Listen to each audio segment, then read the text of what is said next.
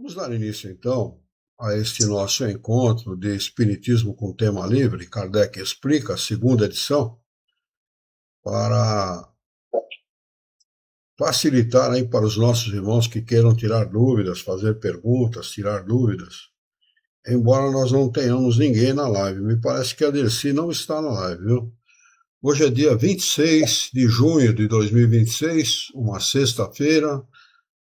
São 20 horas e 3 minutos na cidade de Jaú e nós estamos transmitindo essa live em nome e homenagem à Associação Jauense de Estudos Espíritas.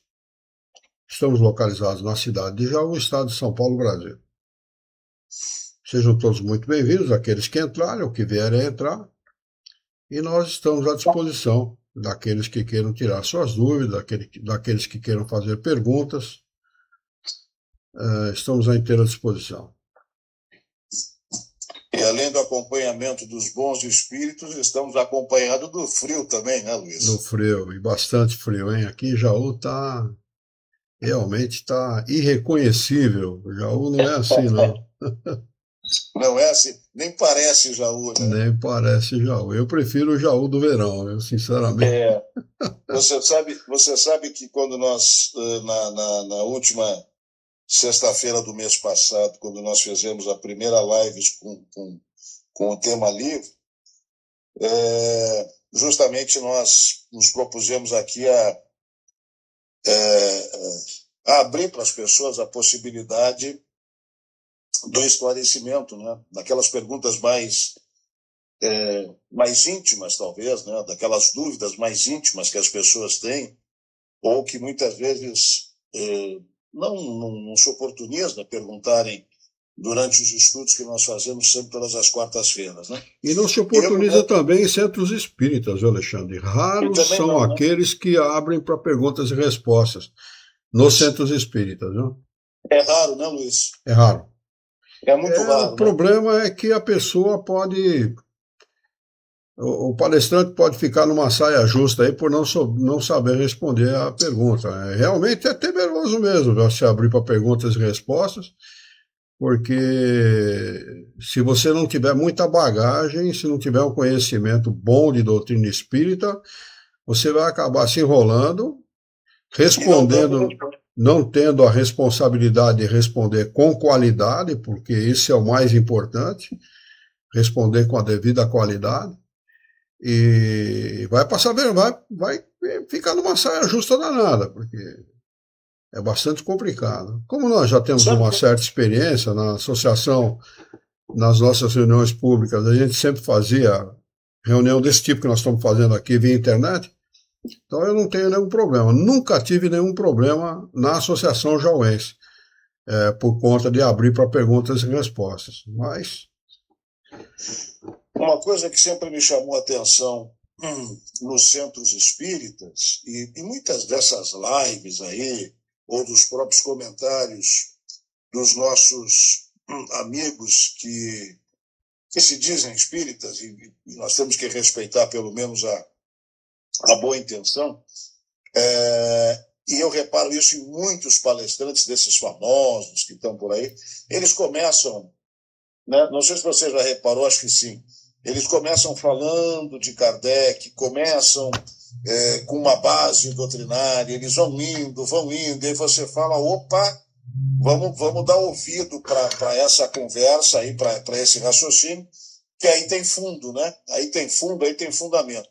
Dali um pouco você vê que a coisa descamba 2 minutos e meio depois de um raciocínio lógico, né? Falando com base doutrinária, o cara descamba aí para... como é que chama esses... essas... Esqueci agora o nome, Jesus. Esses locais aí circunscritos, como é que é o nome? As colônias. As colônias. E aí partem para as colônias, já partem para André Luiz, e já partem para coisas do gênero, e Emmanuel, principalmente André Luiz, né? Isso me chama muito a atenção, e é um comentário que eu queria trazer à baila aqui, talvez para a gente iniciar o tema, o porquê que isso acontece. Claro, eu até já sei que você vai responder. Isso acontece pela ausência de conhecimento, né? Ou por crer em romances, por crer em romances. E aí você vê que interessante, a pessoa ela começa bem o raciocínio e logo em seguida não dá sequência nisso. Logo em seguida ela descamba, né? Na realidade, há uma certa.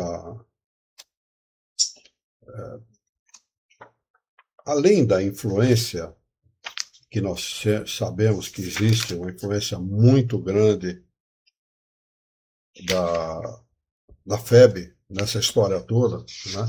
A influência é muito grande.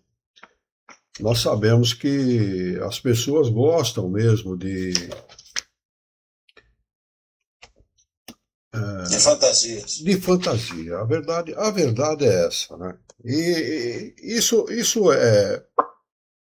é prejudicial para as pessoas, porque tem um tópico, no capítulo 2 do livro Evangelho segundo o Espiritismo, capítulo 2, Evangelho segundo o Espiritismo, o ponto de vista. Não sei se você já chegou a ler com a devida atenção esse tópico. Não me recordo. Esse tópico é extraordinário. Ele dá uma ideia assim muito boa do significado da doutrina espírita. Que a doutrina espírita ela vai no caminho oposto da religião. A doutrina espírita é libertadora. Ela desamarra o homem da religião e o coloca na condição de único e exclusivo responsável por si mesmo. E qual que é a ideia da religião? Olha, eu sou representante de Deus na Terra. Eu te salvo. Eu estou aqui em nome de Deus e se eu te der a minha bênção, você está salvo. Então, qual que é a ideia que eles passam para as pessoas? De que se você apenas se arrepender dos erros cometidos, você está salvo. Isto é uma inverdade, é uma impropriedade muito grande pregado pelas religiões de uma forma geral. Catolicismo faz isso, protestantismo faz isso, as igrejas neopentecostais fazem isso. Isto é uma inverdade. Porque se a gente comparar a justiça divina com a justiça dos homens, a justiça divina não pode ser menor que a justiça dos homens. E a justiça dos homens, ela prevê o quê? Você comete um crime, você é julgado e você vai se ressarcir com a lei dos homens, pagando a devida pena, sofrendo as devidas consequências daquilo que você fez. Não adianta chegar na frente do juiz e falar assim, olha, me perdoa, eu me arrependo daquilo que eu fiz. Ele vai te falar, olha, eu posso, meu filho, um juiz de mais idade, ó, meu filho, eu posso até te perdoar. Só que é o seguinte, a lei não perdoa. Ela age. E ela vai agir sobre aquela pessoa com o devido rigor. E o sujeito vai ser apenado, vai cumprir um determinado tempo, essa pena, e depois ele ficou, assim, quite com a lei dos homens. Assim, da mesma maneira é a lei de Deus. Da mesma maneira. O espírito age pelo seu livre-arbítrio na encarnação. Ele age, faz aquilo que ele acha que ele deve fazer, independentemente de ser certo ou errado, né? E depois ele vai ter que se haver com a lei de Deus, e ele vai ter que responder, né, à lei de Deus da mesma forma que responderia às leis dos homens, só que de uma maneira muito mais justa. Por que muito mais justa? Porque o Criador não julga o fato em si, ele julga a intenção. E julga de conformidade com o grau de responsabilidade de cada um. Então, quem tem mais conhecimento é julgado com muito mais rigor. Quem tem menos conhecimento é julgado proporcionalmente ao seu conhecimento e ao seu grau de responsabilidade. Então, por isso que este item, o ponto de vista do capítulo 2 do Evangelho segundo o Espiritismo, na minha opinião, ele é muito esclarecedor. Porque ele começa dizendo o seguinte, olha, a ideia clara e precisa que se faz da vida futura dá uma fé inabalável no porvir. E essa fé tem consequências enormes sobre a moralização dos homens, porque muda completamente o ponto de vista pelo qual ele encara a vida terrena. Então, essa frase é precisa em relação àquilo que o homem precisa, necessita, em relação à lei de Deus e à sua própria existência aqui na Terra. Então, ele precisa ter uma ideia clara e precisa da vida futura. Porque tendo essa ideia clara e precisa, ele vai mudar o ponto de vista dele em relação à vida terrena, em relação à vida neste mundo. Mudando isso, ele muda tudo.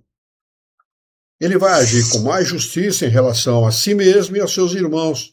Ele vai ser mais humano, ele vai ser mais, assim, compreensivo com as coisas da vida, com as coisas do mundo, com o seu próprio sofrimento, porque muita gente se revolta com o sofrimento, porque não aceita, achando que Deus o está punindo, quando é ele mesmo que pediu esse sofrimento. Não é? A ideia clara e precisa que se faça da vida futura, de como as leis de Deus agem, muda tudo, altera tudo. E aí você trouxe agora, a tua última frase, você trouxe um ponto que ele é, na minha opinião, um divisor de águas na questão da compreensão das pessoas.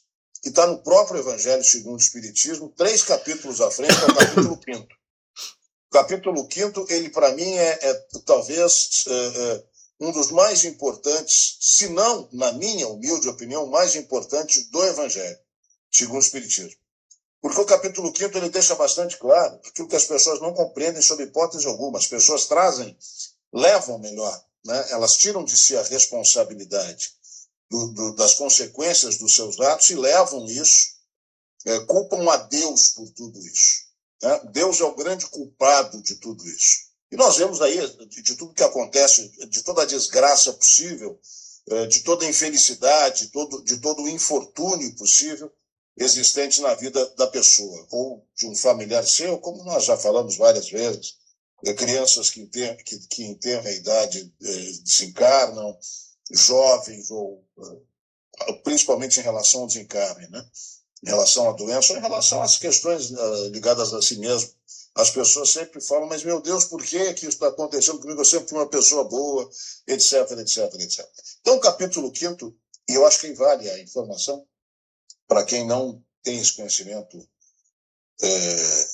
do Evangelho, vale muito a leitura, porque deixa bastante claro que nós somos responsáveis por todas as nossas atitudes, por todos os nossos atos.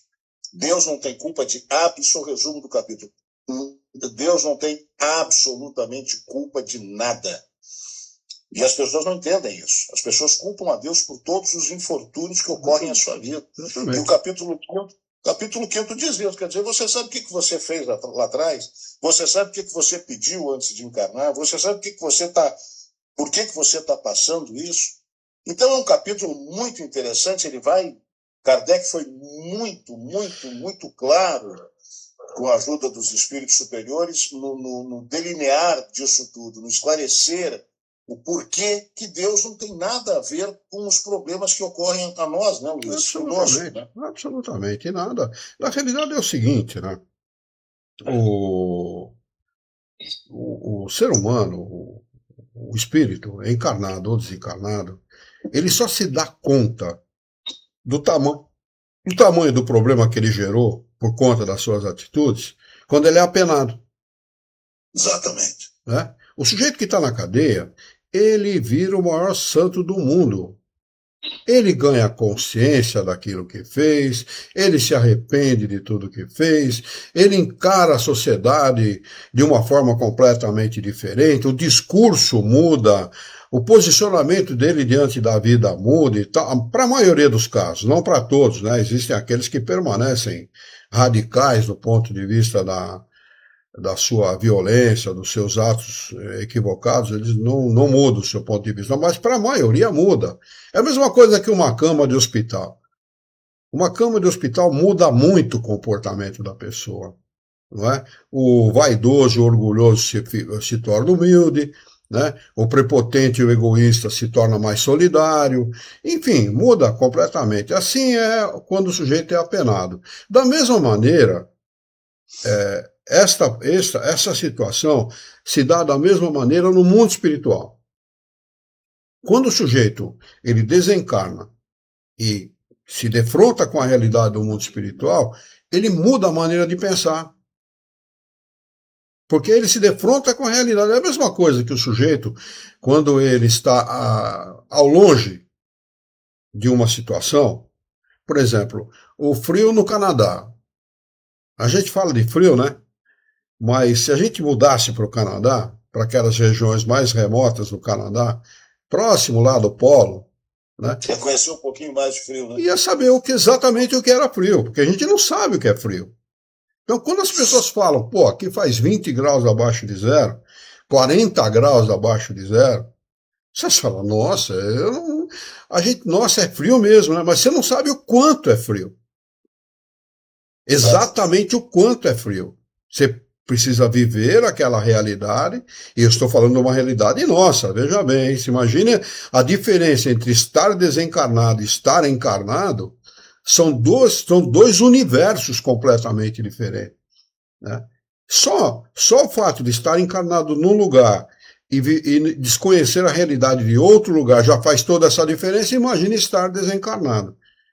Que é uma coisa que a maioria não leva em consideração. Sabe que a morte acontece, mas não sabe exatamente como se dá a vida nesse outro lugar.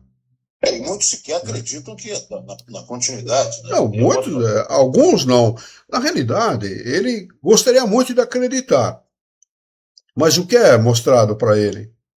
As religiões. Exato. E as religiões não atendem à necessidade da inteligência do homem moderno. Não atingem o homem pela inteligência, pela racionalidade, pela razão. Então ele deixa de acreditar. Mas ele gostaria muito de acreditar. Tudo que ele quer é acreditar. Né? Então, essa frase que abre este item, o ponto de vista, esse subtítulo, o ponto de vista, é fundamental. As pessoas precisam ter essa noção. Precisam conhecer, ter essa noção clara e precisa da vida futura. Como é que se adquire isso? Só tem uma maneira, estudando a obra dos espíritos superiores. Se você ficar, como fazem esses espíritas trans, que eu chamo de espírita trans, né? Esses espíritas trans, eles ficam que nem a mosca rodeando a mariposa rodeando a lâmpada. Ela vê a claridade, ela percebe a claridade, ela senta na lâmpada e tudo, mas ela não sabe exatamente o que é. Ela fica em torno, rodeando, mas nunca chega a utilizar-se daquela claridade. Assim são esses espíritas que ficam um pé no espiritismo e um pé na religião. Porque o problema é livrar-se dessa ideia atávica, dessa memória atávica com a qual o homem encarna. Ele vem de outras encarnações com essa memória atávica. E outra coisa, livrar-se dos interesses humanos. Porque os interesses humanos que eu falo, dos encarnados, é pernicioso para a maioria das pessoas. Você pega gente aí, eu tenho um caso de um parente, inclusive, vários parentes meus já foram pastores de igreja evangélica. Agora, tem este específico, que é pastor de igreja evangélica. Esse menino não tem um diploma de nada, chama de menino, já, pai de família, tudo. Esse menino não tem diploma de nada, ele não sabe de nada, ele não conhece nada, e o último imóvel que eu sei que ele comprou, ele pagou 600 mil reais à vista. Olha o que este menino, ele foi viciado em droga, esse menino. A mãe o tirou da droga. Ele deixou-se de viciar numa droga e está viciado em outra. Ele descobriu uma maneira através da qual ele pode tomar dinheiro das pessoas. Sim. Desculpando-se de pastor de igreja. Então, Essa ideia clara e precisa que se faça da vida futura muda tudo, porque se ele tivesse essa ideia, se ele conhecesse, a mãe é uma pessoa extraordinária. Eu conheço bem a mãe dele. Uma pessoa extraordinária. O pai era um cara meio brutalhão, já desencarnou e tal, mas também era um bom pai de família. Tá certo? Agora, a mãe conseguiu tirar o pai do vício do álcool e do cigarro e conseguiu tirar o filho do vício das drogas. Só que não deu o devido suporte, não mostrou, não deu a ele o devido suporte para que ele não entrasse nesse outro caminho. Porque se ele não se perdeu pelo vício das drogas, está se perdendo enganando os outros, enganando as outras pessoas. Lamentavelmente, eu lamento profundamente isso, mas é a realidade. Quer dizer, ele não tem, ele acha que ele pode até achar, que para mim é muito suspeito, né? Esses pastores, eles sabem exatamente o que eles estão fazendo, né? Tem gente séria nesse meio aí, tem. É raro, mas tem. Agora, é raro, mas tem. Eles sabem exatamente o que eles estão fazendo. Eles sabem exatamente que eles estão bancando os estelionatários.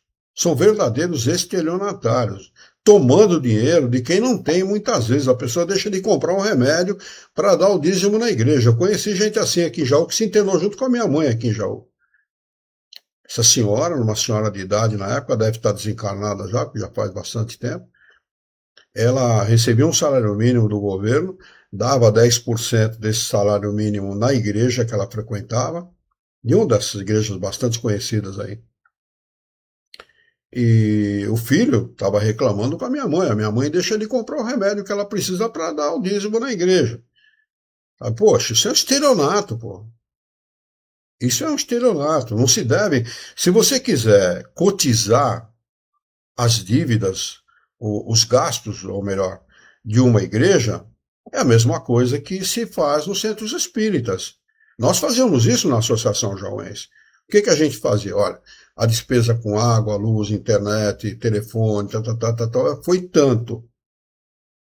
As pessoas contribuíram com tanto, Clube do Livro deu tanto, o jantar que a gente fez deu tanto e tal. Na soma, sobrou tanto. Nós temos tanto em caixa. Todo mês a gente colocava um balancete, todo mês um balancete para mostrar para as pessoas a quanto andava a saúde financeira da casa. Essa é a maneira correta. Pastor não tem que receber salário coisa nenhuma. Ele tem que trabalhar como qualquer outro homem, ter uma família como qualquer outro homem, nas suas horas vagas, trabalhar como pastor. Divulgar o Evangelho de Jesus, que é uma coisa nobre, não tenha dúvida quanto a isso. Quanto à nobreza da divulgação do Evangelho de Jesus, a gente não põe em questão. A gente põe em questão exatamente esse outro lado, que são aproveitadores que se utilizam do Evangelho de Jesus e do nome de Deus para ganhar dinheiro. E esse menino ficou rico. O último imóvel que ele comprou foi um sítio, ele vai fazer uma casa nesse sítio. Entendeu? E ele não tem condição para ter isso aí. Eu sei que ele não tem condição. Ele não estudou, ele não tem profissão. Ele foi viciado em droga até pouco tempo atrás, até questão de uns 15 anos atrás, mais ou menos, 20 anos atrás, até pouco tempo. Entendeu? E de lá para cá ele conheceu a religião, ele é um menino que tem uma certa postura, uma estatura boa e tal, tem uma boa aparência e tal, botaram um terno no homem, uma gravata e deram o nome para ele de pastor e ele começou e achou bom a coisa, porque ganha dinheiro, não ganha pouco, entendeu? Mas se este menino tivesse a ideia clara e precisa da vida futura, ele veria o que ele está fazendo contra ele mesmo. Não faria o que está fazendo. Não faria, não faria. Por isso que é importante o esclarecimento das pessoas. Lamentavelmente, a maioria das pessoas não tem esse esclarecimento. Olha aí, o Jorge entrou também. Que alegria, meu irmão, ver você por aqui, viu? Se você tiver alguma pergunta a fazer, por favor, coloque aí a sua pergunta. Hoje é um tema livre, nós estamos aí à disposição para responder o que for necessário. Mas... O nosso amigo Celso acabou de entrar também. Bem-vindo, Celso. Opa, que bom. Que boa legal. Noite, Oi, Celso, boa noite, bem-vindo. Tudo bem? Boa noite, bem-vindo. Boa noite. Estamos aqui nos temas livres de hoje, né? E nesse momento, a gente estava abordando aqui sobre os estelionatários da fé, né, que são, na realidade, esses responsáveis aí por utilizarem as religiões, seja religião católica, seja religião evangélica, para tomar dinheiro das pessoas. É o que a gente estava abordando, é o tema que a gente está discutindo, que o Luiz está posicionando sobre isso. E além, Luiz, além da questão desses pastores, e até mesmo dos padres, enfim, a gente tem que falar também, de um modo geral, da ignorância e da falta de conhecimento das pessoas. E aí eu saio um pouco do caminho do estelionato, né? Eu entro na questão da pura ignorância, da falta de conhecimento e de esclarecimento mesmo das pessoas em relação ao porvir também, né? Porque outros, como políticos e coisas do gênero, que a gente hoje vê aí assombrando o nosso país dioturnamente, também não fariam o que fazem se tivessem o esclarecimento da vida futura, né? Esta conversa estava somente eu, Alexandre, na live, né? Não tinha mais ninguém. Tinha a Dercy, estava por lá também, mas não fez pergunta nenhuma, e agora entrou o Jorge. Jorge lá da Araçoiaba da Serra, Ceará. E o nosso querido companheiro Celso. Só mostrar para vocês em que contexto nasceu essa conversa entre eu e o Alexandre. Aquela primeira frase do capítulo 2 do Evangelho segundo o Espiritismo, o ponto de vista, né? Onde ele diz: a ideia clara e precisa que se faz da vida futura dá uma fé inabalável no porvir. E essa fé tem consequências enormes sobre a moralização dos homens, porque muda completamente o ponto de vista pelo qual eles encaram a vida terrena, né? Quer dizer, se essas pessoas que agem, os próprios políticos, os pastores, os padres, esses mandatários das religiões, se eles tivessem uma ideia clara e precisa sobre a vida futura, não fariam o que fazem, não. Porque vão ter que responder na medida do seu conhecimento, na altura da sua responsabilidade, vão ter que se ressarcir com a lei de Deus. É por isso que as pessoas precisam conhecer, ter essa ideia clara e precisa da vida futura. Porque todos nós respondemos por tudo aquilo que nós fazemos. Tudo, indistintamente. Não sobra nada. Um palavrão que você fale contra um irmão seu. Lembra Jesus quando fala para os judeus? Os judeus tinham uma expressão que chamava-se raca. Raca queria dizer homem desprezível. Então, olhava-se para outra pessoa, se dizia raca e cuspia-se de lado. Isso era uma expressão ofensiva na época de Jesus. Não é? Então Jesus condenou, inclusive, uma expressão. Vocês imaginem a extensão do significado de qualquer coisa que você faça com os seus irmãos. Quando você se utiliza de um cargo político, de mando, que foi confiado a você, através de votos, pessoas confiaram em você, através do voto, utiliza-se para beneficiar a si mesmo e o seu próximo e fazer conluio para roubar uma nação e roubar o seu povo, vocês imaginem a responsabilidade disso. Não imaginem. Essa gente não tem a menor noção da responsabilidade daquilo que estão fazendo. Sabe que estão fazendo errado. Mas se soubessem a extensão disso. Nós temos irmãos nossos, de volta e meia eu cito às vezes nos nossos estudos, irmãos nossos na África, que um prato de arroz e feijão é comida de luxo. É comida de luxo. E não é um prato de arroz e feijão com ovo, um prato de arroz e feijão com bife, um prato de arroz e feijão com uma salada. Não, é arroz e feijão puro. É coisa de luxo. Quem são esses espíritos? A pergunta é essa. Quem são esses espíritos? Se não há, e como não há mesmo, injustiça por parte de Deus, é gente que está respondendo por atos como esse que eu citei. Mandatários que utilizaram-se mal do mando ou dos bens materiais que possuíam. Porque quando você se utiliza mal, e não precisa ser rico não, viu? Não precisa ser rico não. A pessoa que tem um classe média, que tenha condições financeiras e que não utiliza essa condição financeira para ajudar seus parentes, amigos, seu próximo, de alguma maneira, está cometendo o mesmo equívoco que um cara rico. O que o cara rico tem condição maior ainda do que um classe média. Mas ele está cometendo o mesmo equívoco. O Criador dá força para o homem poder ajudar outro homem. A mesma coisa que a inteligência. Às vezes o sujeito não tem bens materiais, mas ele tem inteligência. E a inteligência não é dada por acaso, a inteligência é dada para que aquele que tem inteligência a use em benefício do seu irmão, do seu próximo. Então é preciso que as pessoas atentem para essa responsabilidade, saibam dessa responsabilidade. Você vê, ele continua dizendo uma coisa nesse subtítulo, ponto de vista, muito importante. Olha o que ele diz aqui. Para aquele que se coloca pelo pensamento na vida espiritual, pelo pensamento. E quando você tem conhecimento da obra dos Espíritos, você, pelo pensamento, você consegue se colocar lá. Porque você vai tendo noção dos detalhes, de como a coisa se processa, de como a coisa se faz, e pelo pensamento você se coloca lá sim. Não é só apenas imaginação, não. Porque você ganha convicção. O conhecimento da obra dos espíritos superiores traz uma coisa que a religião não traz.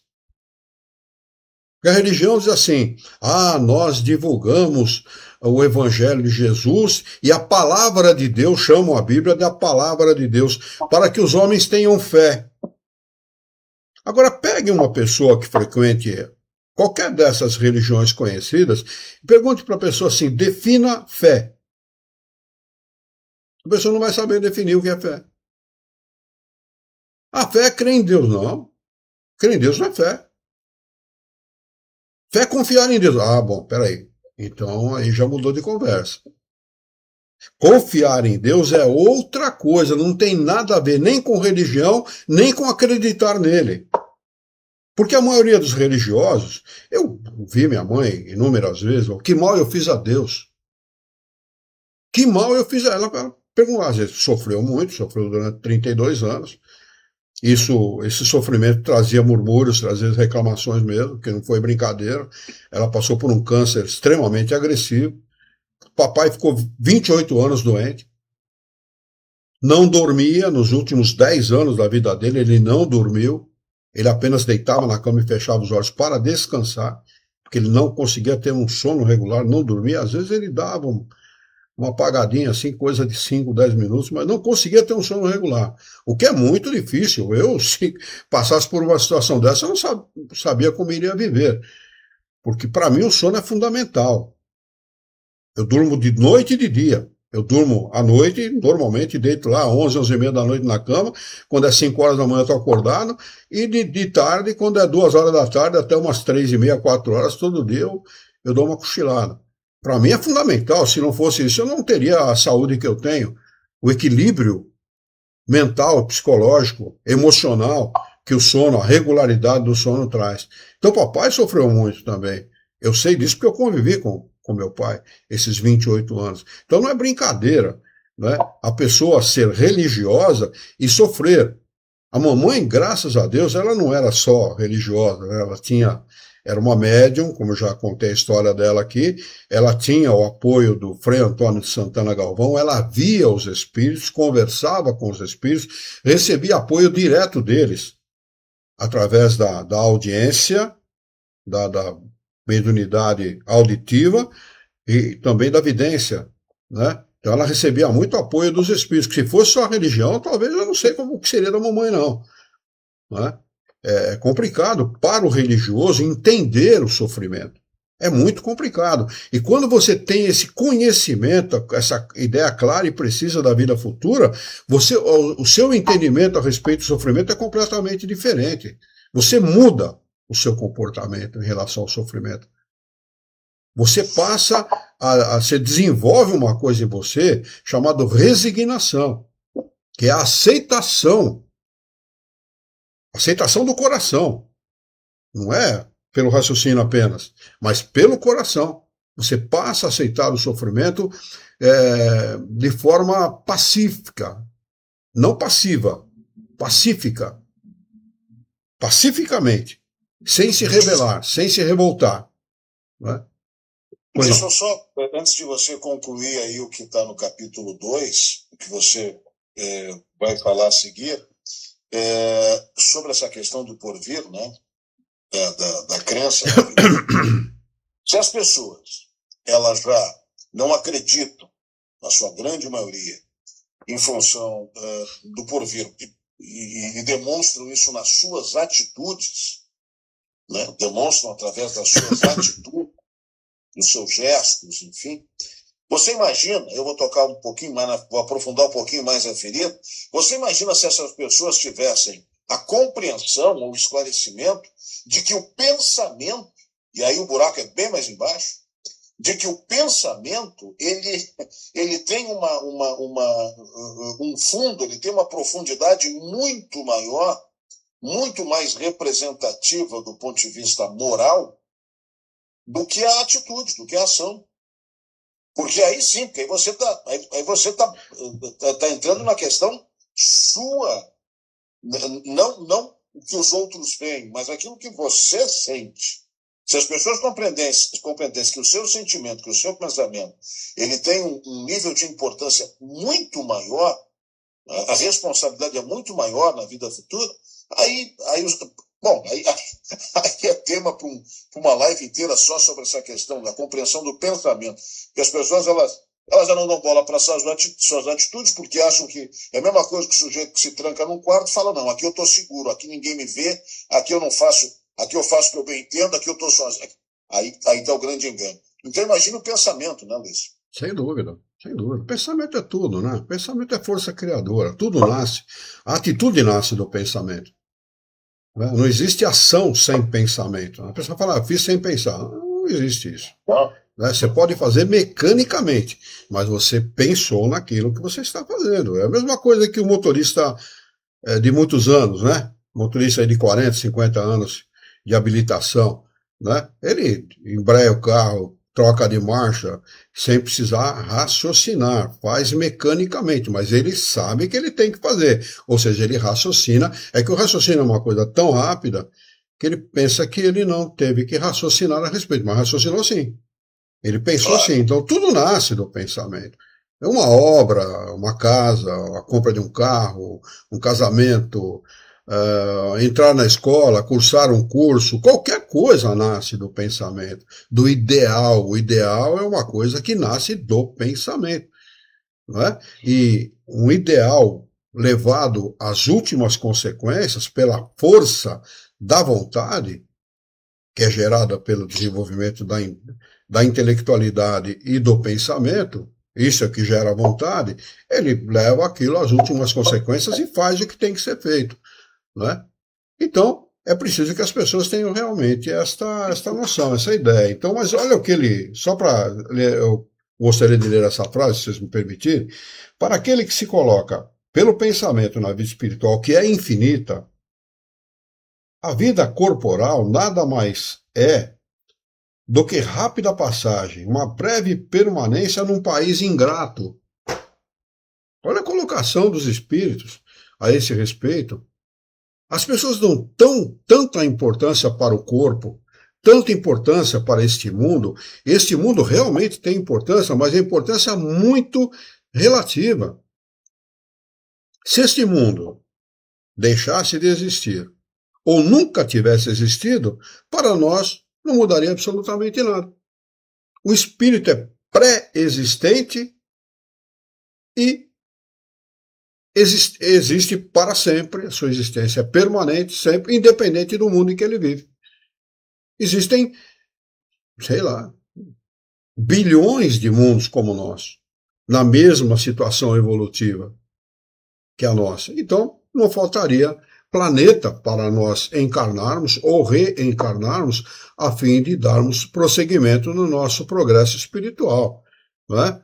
As pessoas dão a importância, muitas vezes, importância errada para a coisa errada. Não é? Por que as pessoas gostam de ter importância? Por que as pessoas gostam de ter fama, de ter dinheiro, de ter poder e tal? Por quê? Porque são espíritos que não têm esse conhecimento da vida futura.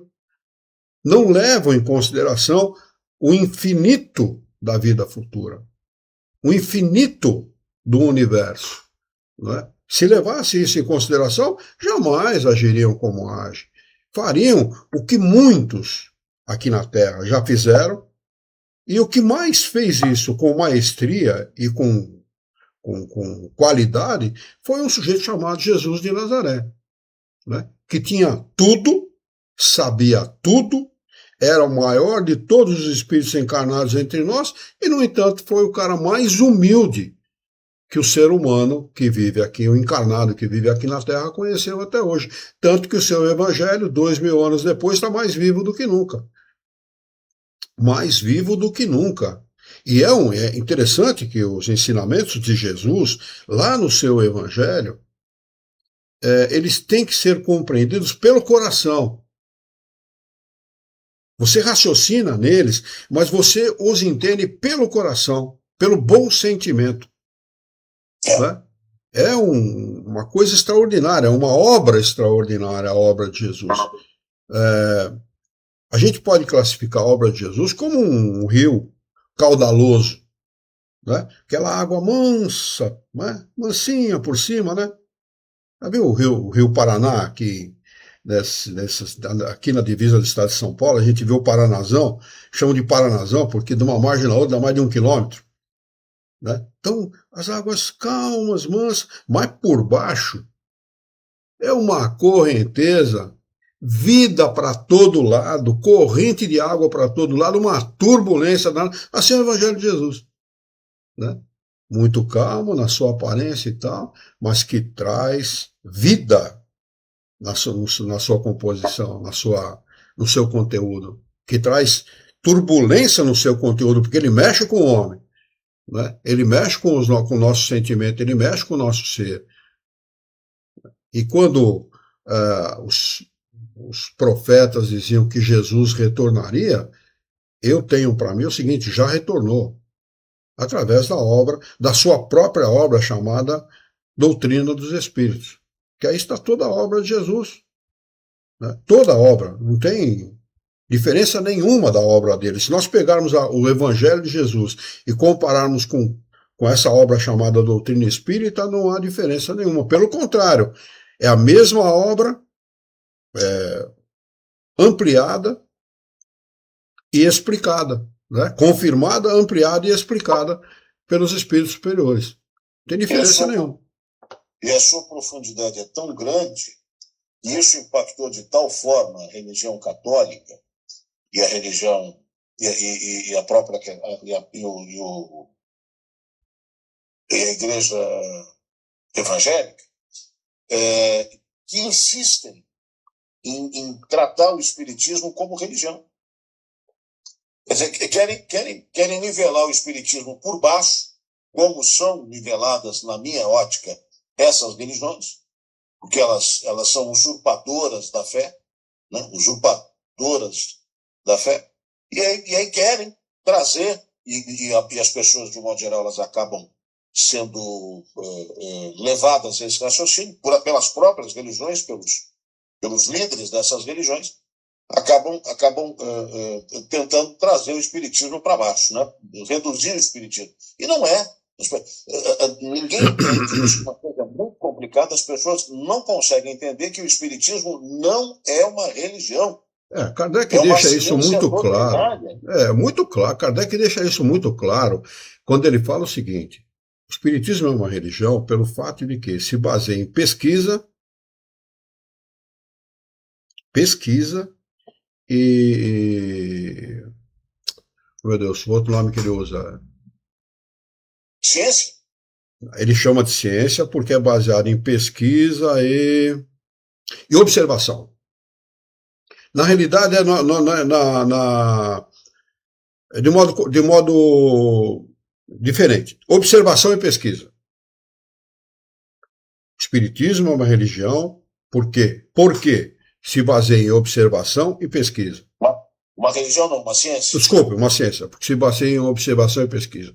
Né? É. Então, não tem, mas eles são obrigados a tratar o espiritismo como religião, porque quando você não compreende ou não quer que algo esteja acima de você, você traz aquilo no seu nível. Aí tá. Esse é o cerne da questão. Não fazem, né? Você traz no seu nível. Porque como é que você vai dizer, por exemplo, teve um senhor que fez palestra aqui em Jaú, ele já desencarnou.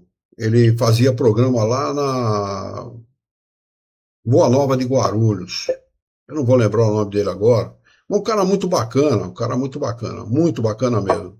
Ele veio fazer palestra várias vezes aqui. Numa dessas vezes que ele esteve aqui, ele me contou o seguinte fato. Isso faz muito tempo, por isso que eu não lembro o nome dele agora. Estou com a imagem dele no rosto dele. Não é o Éder, né? Não é o Éder Fávaro, não. Ele era advogado, veio junto com uma moça, e não vou lembrar o nome dele agora, não. Mas ele veio fazer palestra aqui, a nosso convite. Aliás, foi a Yara que convidou ele, a Yara fazia parte da diretoria e convidou ele para vir fazer palestra aqui em Jaú. Diz que uma vez estava entrando numa rádio, numa emissora de rádio, lá de São Paulo, acho que de Guarulhos mesmo, mas não era Boa Nova, era uma outra emissora. Ele foi convidado para falar nessa outra emissora. Eles tinham um grupo chamado Os Arautos do Espiritismo. Então ele foi falar desse grupo nessa emissora. Ele foi convidado pela emissora para falar deste grupo. Leite, não sei o que Leite, agora eu estou me lembrando, o sobrenome dele era Leite, eu não estou me lembrando o primeiro nome. Muito bem. Ele estava na antessala da sala de transmissão, que é fechada, né? Mas o estúdio. Ele estava na antessala e ouviu o que o pastor tinha um programa de rádio, estava um pastor e um outro pastor da mesma igreja falando a respeito de religião. E esse pastor, no finalzinho do programa dele, disse o seguinte: Kardec se suicidou. Olha como eles fazem tudo para denegrir a doutrina espírita, distorcer a doutrina espírita, para poder convencer os seus seguidores a jamais frequentarem um centro espírita, ou a se aproximarem do conhecimento da doutrina espírita. Então, este senhor, a hora que ele estava saindo, ele estava entrando para o programa dele, e esse pastor saindo, chegou para ele e falou: não fale mentiras. O senhor disse uma mentira, uma inverdade é muito grande. Kardec não se suicidou, ele morreu de causas naturais por um aneurisma abdominal. O senhor sabe o que é um aneurisma? Perguntou para ele. Ele morreu por causa de um aneurisma. Então, não conte mentiras. O senhor pode falar o que o senhor quiser a respeito do espiritismo. A sua opinião é sua opinião, mas não fale mentiras. Conte verdades. Entendeu? Eles fazem isso, eles denigrem mesmo. Né? Já contei várias vezes aqui, tem médicos, psicólogos, psiquiatras que não têm o menor conhecimento de doutrina espírita e não fazem questão de ter, quando deveriam ter. Porque o psicólogo é o médico da alma. Eles deveriam ter conhecimento de doutrina espírita para poder dar boas orientações para os seus pacientes. Né? Chamar um sonho de terror noturno, como eu contei a respeito daquele garoto, é um absurdo. Não tem terror noturno nenhum. O garoto... Pesadelo. O garoto estava... Pesadelo é o sonho, é o convívio do espírito num sonho ruim com outros espíritos. Exatamente. No momento de encontro... Isso que é chamado de pesadelo. No momento de encontro, naquilo que ele está procurando, que ele está se acertando, que ele está buscando se entender lá. É um momento que ele se emancipou e ele está lá vivendo aquilo. Aquilo nada mais é, o que chamam de sonho nada mais é do que uma atividade do espírito. Atividade do espírito. É uma atividade do espírito, seja para o bem, seja para o mal. Depende do que você pensa e com quem você se relaciona. E como ele era criança, ele não sabia se manifestar. Ele não sabia expressar o que estava acontecendo com ele. Né? Muitos adultos não sabem. Sabem se expressar aqueles que têm conhecimento de doutrina espírita. Mesmo assim, O sonho é uma coisa que muitas vezes não tem sentido lógico. Né? Então você não sabe dizer exatamente o que aconteceu, mas você sabe que foi uma atividade do espírito. Né? E a psicóloga chamou aquilo de terror noturno. Quando o pai e a mãe veio conversar comigo, eu falei, terror noturno coisa nenhuma. Coloquem a mão sobre a cabeça dele no momento de dormir, peçam a presença do seu espírito guia, do seu anjo da guarda, e façam uma prece. E se ele acordar durante a noite assim, façam a mesma coisa, conversem com ele, acalmem a criança, coloquem a criança novamente para dormir, ponham a mão e façam uma prece. Acabou o terror noturno. Né? Então, esse é o grande problema da humanidade. A humanidade ainda existem muitos espíritos retardatários. Esse é o nome que os espíritos superiores dão a esses espíritos. Espíritos que ainda estão retardatários, que não têm a maturidade necessária para entender o assunto, para entender a respeito do assunto. Não tem essa maturidade. E essa ausência de maturidade, eu arrisco a dizer que a gente está falando de uma imensa maioria. Viu? Olha, eu vou dizer uma coisa para você, Alexandre. Essa imaturidade, ela deve-se mais ao fato dos seres humanos olharem muito mais para a vida material do que para a vida espiritual. Porque todos nós, por intuição, sabemos da vida espiritual. Sim. Todos nós, indistintamente, independentemente do ponto de vista pela ótica através do qual ela enxerga a vida. Não importa. Ela sabe da vida espiritual, ela sabe que alguma coisa existe além. Ela pode não se deter no assunto. Ela pode não se aproximar do assunto e estudar o assunto. Isso é uma outra coisa. Agora, que ela sabe, ela sabe. E isso está em nós, como intuição, exatamente pelo fato de que somos espíritos imortais, já vivemos a vida espiritual muitas vezes, milhares, talvez milhões de vezes, né? E trazemos em nós as experiências dessas vidas no mundo espiritual. A vida na matéria é fugaz, é passageira, é uma coisa, vamos dizer assim, é um acidente de percurso na nossa vida, como espírito. Olha, compare a imortalidade com a vida aqui na Terra. Se nós pegarmos uma lousa do tamanho de uma parede, a qual eu estou em frente aqui, colocarmos lá em cima o número 1, encher a parede de 0, nós não vamos determinar o número de anos que vai representar a eternidade. Enquanto que para a vida material, 2 dígitos é suficiente. No máximo 3, quando muito, né? Quando muito 3. Então, não dá para você comparar a vida da imortalidade da alma com a vida aqui na matéria. A vida aqui na matéria é um acidente de percurso. Na nossa existência como espíritos imortais. Essa é a realidade. Nós temos a eternidade pela frente. Por isso que eu sempre me reporto a isso. É fundamental que se invista pesadamente nos bens espirituais, porque é lá que nós vamos querer estar bem, não somente aqui na matéria. Esses caras traficam drogas para ter o quê? Para ter muito dinheiro aqui e poder gozar as facilidades trazidas pelo dinheiro. Mas eles serão miseráveis na vida espiritual. Aqui é uma lição, na realidade é uma comunicação de uma rainha da França.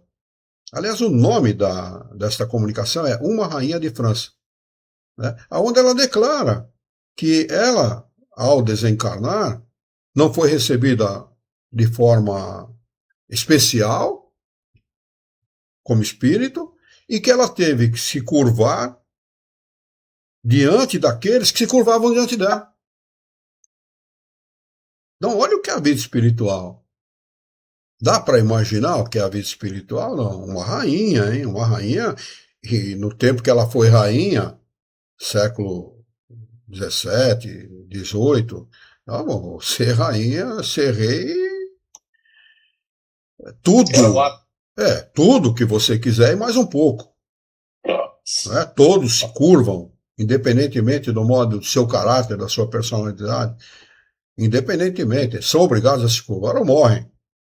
Né? Imagine uma pessoa como essa fazer esse tipo de declaração depois que desencarna. Eu sempre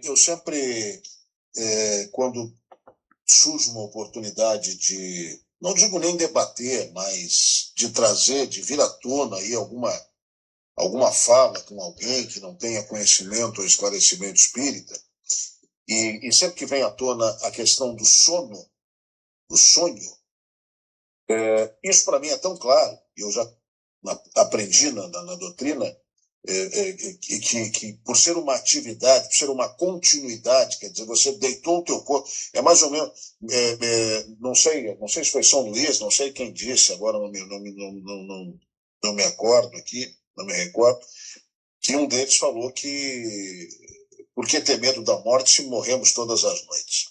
Então, quer dizer, quando você entra no processo de sono, e aí você vai ao sonho, e, consequentemente, você se emancipa, você deixa o teu corpo deitado na cama, e você vai em busca dos teus interesses pelo teu livre-arbítrio, o dia que as pessoas tiverem compreensão de que a atividade do espírito é como se fosse uma atividade do teu dia, só que dentro do âmbito espiritual, nós teríamos as pessoas muito mais esclarecidas e justificativas e compreensões para muitos fatos, como, por exemplo, o encontro entre as pessoas que se amaram, entre os entes queridos, entre tantas e tantas conversas. E claro, e depois tem um detalhe que nós também sabemos, né? Por determinação deles, nós não voltamos com todas as recordações. É raro quem volte, raro quem volte. E quer dizer, então é por isso que talvez haja uma confusão e uma desimportância para o sonho. Que quando a pessoa volta e fala, mas eu não entendi nada, o troço sem pé nem cabeça, começou preto e virou azul, e aí a pessoa distorce e não consegue compreender, e aí não dá importância devida para o que é o sonho, né?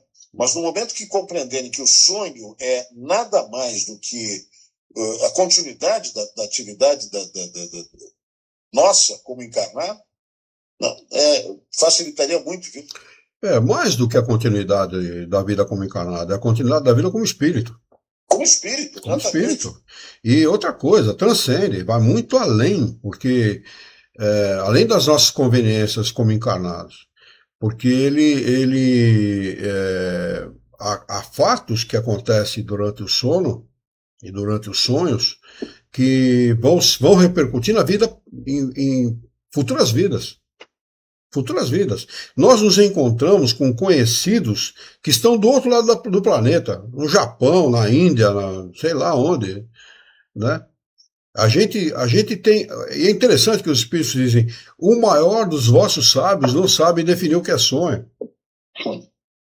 O maior dos vossos sábios. Vocês imagine você, o cara pergunta para o sujeito o que é o sonho e ele não sabe definir o que é o sonho, sendo que é uma coisa tão corriqueira, acontece com ele, acontece com todo mundo, e acontece porque somos espíritos imortais, e eles não sabem definir isso. Olha o quanto as pessoas, a humanidade está atrasada em relação ao conhecimento de si mesmo. Quando o sábio fala, conhece-te a ti mesmo, ele estava falando exatamente disso. Quem que nós devemos conhecer? Se eu me olho no espelho, eu sei quem eu sou. Conhecer o quê? Conhecer o que, não só quem, mas o que você é.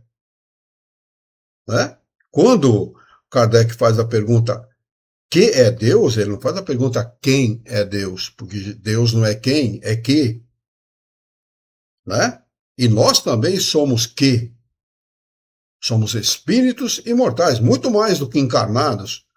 Somos espíritos imortais, com a diferença de que Deus não foi criado, ele é o ser incriado, e nós fomos criados. Nós somos tão imortais quanto ele. Uma vez criados, jamais nós deixaremos de existir. É isso que o homem precisa entender. Esse é o conhecimento de si mesmo.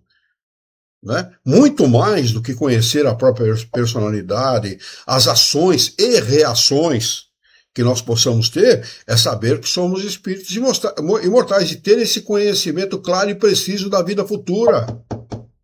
Isso é fundamental. Esse conhecimento muda tudo. Muda tudo, e além de mudar tudo, talvez acabasse, inclusive, com o maior medo das pessoas, que é o medo de morrer. Acho que morrer dói. Não, e as pessoas, primeiro que elas têm medo de tudo. Nós já falamos aqui que medo não deveriam ter medo. E acham que morrer dói, e o medo de perder as conquistas, o aspecto material, tudo que as pessoas têm como vida. Né? Porque o medo de morrer traz consigo o medo da perda. E aí é justamente que nós passamos a viver. Claro, isso também é outro tema, quem sabe, para a live do próximo mês. Mas o medo, né? A questão da ausência do medo. As pessoas deveriam ter ausência do medo, não deveriam ter medo. De nada. Principalmente do não medo só, não só da vida espiritual, mas de nada. E principalmente do medo maior, que é o medo da morte. Que não tem por que ter medo. Volto a falar. Já foi dito por um santo, que eu não me recordo o nome, se foi São Luís ou Santo Agostinho, não me lembro quem foi que disse, foi São Paulo, que disse, mas por que vocês têm medo se vocês morrem todas as noites? Então, isso é para ficar na cabeça das pessoas. Né? Se nós perguntarmos para as pessoas o que é o oposto da vida, o que a maioria responderia? A morte. A morte. E a coisa mais equivocada do mundo não é a morte, o oposto da vida. O oposto da vida é o nascimento neste mundo. Exatamente, é o nascimento. É o nascimento neste mundo. Porque o homem não morre, o espírito não morre nunca, o espírito é imortal. Então não é a morte. O oposto da vida é o nascimento. Quando você encarna num corpo de carne e deixa de viver 8, 9, 10 horas, 12 horas por dia como espírito. Porque as outras 8, durante o sono, você vive como espírito. Mesmo estando encarnado. Mas viver aqui neste mundo, num corpo físico, é estar no cárcere, é estar na prisão. Este é o oposto da vida. Porque como espíritos nós somos livres. Não ficamos em nenhum lugar localizado ou circunscrito.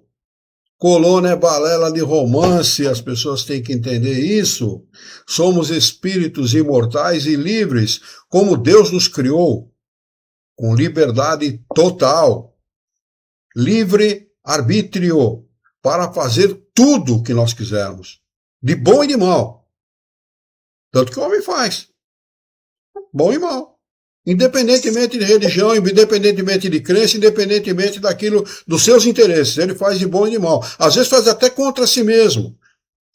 Não é? Hoje é sexta-feira, né?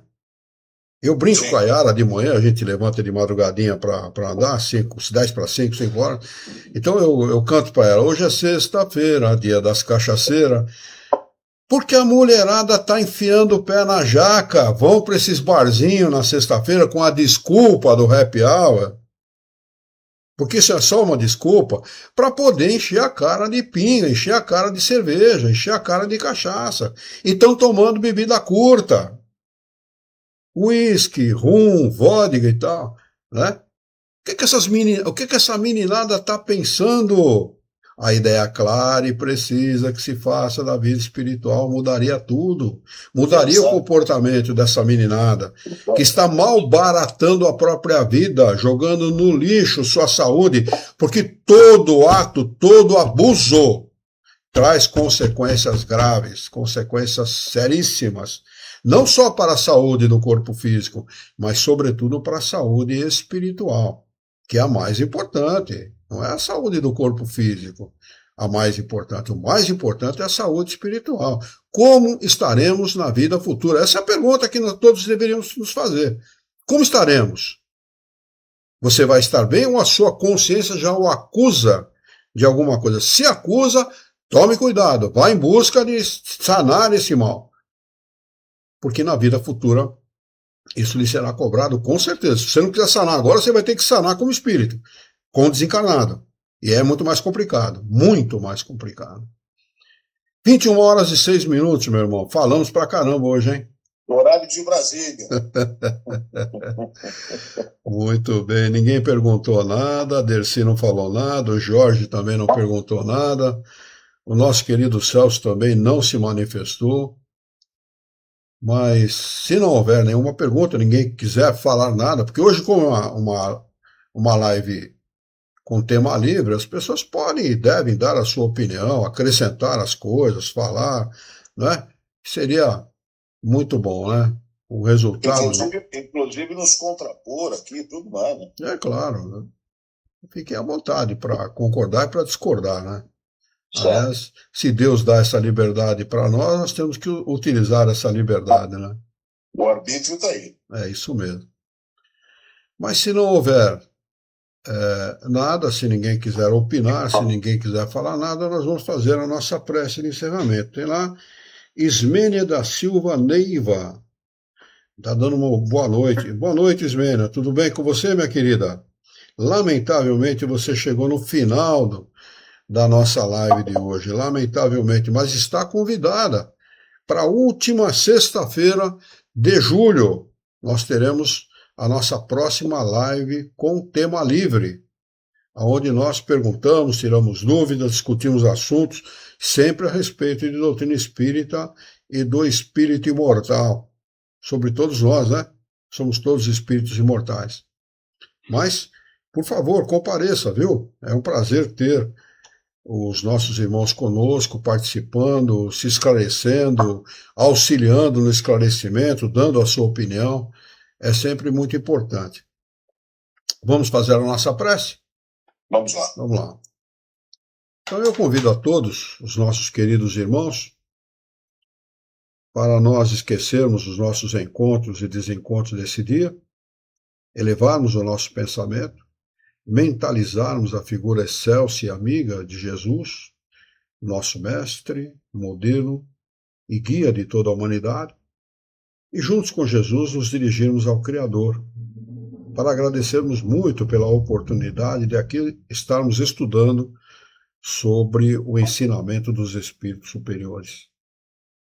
Dá-nos, Senhor, forças, bom ânimo, coragem, ideias renovadas, alegria de viver e muito entusiasmo, para que nós possamos trabalhar e dignificar a vida, sermos úteis à sociedade que vivemos. E dá-nos ainda, Senhor, a força moral de orientarmos a própria existência por um profundo e sincero respeito pelo nosso próximo. Em teu nome, em nome de Jesus, em nome dos bons espíritos, em nome do nosso diretor espiritual e de toda a sua equipe, nós declaramos encerrado este nosso encontro com o tema livre desta sexta-feira, e que assim seja.